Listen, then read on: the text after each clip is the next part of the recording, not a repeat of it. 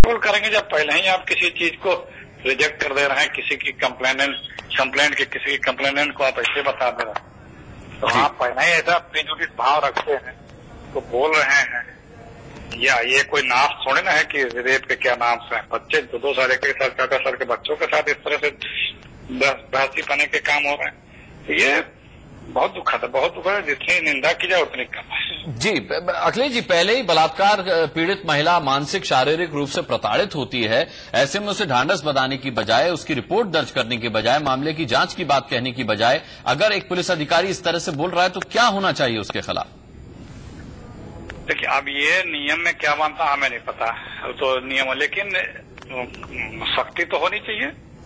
ये एक नहीं, अगर आईपीसी या फला धारा का उल्लंघन भले न कर रहा हो, लेकिन प्रशासनिक अक्षमता तो बनता ही है। दूसरा, व्यक्तिगत आपकी सोच, आपकी विचार क्या है और आप कितने एफिशिएंट हैं, उसका बात बनता है। तो कानूनी धारा तो हम नहीं जानते, लेकिन प्रशासनिक धारा तो बनता ही है कि ऐसे लोग सेंसिटिव इश्यूज पे, सेंसिटिव पोस्टों पे कैसे रह सकते हैं जिनके लोगों में इतना सेंस नहीं है और जो इतना सेंसिटिव नहीं है। और जबकि अभी इन सब चीजों पे कितना बर्निंग इश्यूज है आज के कल के तारीखों में, ये सब चीजें, उसमें अगर इतने अलर्ट है, इतने केयर नहीं है, तो ये बहुत बड़ी बात है ना, जिसको लेकर के पूरा देश उद्वेलित हो। बहुत पार्लियामेंट से लगा है, हर जगह तक इसकी चर्चा हो रही हो, जिसपे सख्ती और सतर्कता की बात चल रही हो, वो तो इतना सेंसिटिव इश्यू पे इतने हल्के पड़ने से सतही बातें किसी जिम्मेदार द्वारा कह दी जाए, ये कहीं जायज नहीं ठहरा। अखिलेश जी, जिस तरीके से बलात्कार जैसे गंभीर मामले को टालने की कोशिश एएसपी साहब कर रहे हैं अपने बेतुके तर्क के जरिए, आपको लगता है कि ऐसे ही अगर पुलिस काम करेगी तो फिर महिला सुरक्षा कानूनी बेमानी है? करता है भाई, पुलिस ऐसे ही काम करती है। अभी 1-1.5 महीना पहले, मैं देवरिया का रहने वाला हूँ, वहीं से विधायक हूँ। हम ये, हालांकि मेरे विधानसभा का मामला नहीं है, इसी तरह एक दूसरे विधानसभा का मामला था, 1 हफ्ते हो गए थे, पुलिस कुछ नहीं कर रही थी। जब मैं गया, वो पीड़ित अपने आप को सुसाइड कर ली थी, पुलिस लाइन अस्पताल में भर्ती थी, 80% बंद था, कुछ नहीं कर रही थी। वो बार-बार FIR लिखा रहे, उसके घर वाले कहीं कुछ नहीं। जब हम वहाँ गए, हमने ऊपर सारे अधिकारियों से बात की, वहाँ पे जब दबाव बना तब जाकर तुरंत FIR हुआ, जांच हुई, अब लोग पकड़े जाने। तो ये तो जब तक टल जाए, ना सुनने वालों के कौन सुनता है।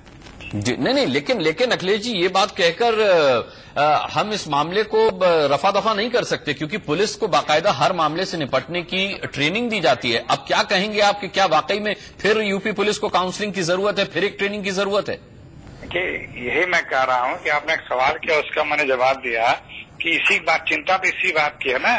हर कोई पुलिस रिफॉर्म्स का माला जपता है, लेकिन क्या पुलिस रिफॉर्म्स के बगैर इतना तमीज हमको नहीं आ सकती कि हम ठीक से व्यवहार करें, किसी गरीब के सुने, उसके दुख दर्द को देखें, उसके साथ न्याय करें, और जो उसके साथ पीड़ा हुई है, जो गैर कानूनी काम हुआ, उसका FIR, लेकिन जिम्मेदारी इसी की तो मिली हुई है ना। जी अखिलेश जी, समाजवादी पार्टी की तरफ से बयान आया है, रामाश्रय कुशवाहा साहब ने कहा है कि 24 घंटे के अंदर कार्रवाई हो जाएगी इन पुलिस ASP साहब पे। नहीं तो अच्छा है ना, मैंने बताया ना कि अभी आज और कल, आज मुख्यमंत्री जी ने इसी बात पे बोला, कल भी बोला, होम का बजट था, 2 दिन बहस हुई उस पर, सारे सदन इसी बात को लेकर चिंतित था कि किस तरह से सेंसिटिविटी खत्म होती जा रही है। कई उदाहरण मुख्यमंत्री जी ने बताया, काफी विधिवत हर पहलू पे चर्चा हुई।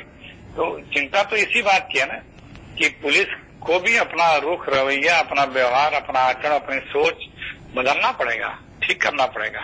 जी बिल्कुल, अखिलेश प्रताप सिंह हमसे बात कर रहे हैं और साफ तौर पर अफसोस जाहिर कर रहे हैं। कोई भी इसको सुनेगा वो अफसोस जाहिर करेगा। एक बार फिर सुनिए ASP साहब ने क्या कुछ कहा। उम्र कितनी है? वो लगभग 17-18 साल की हो।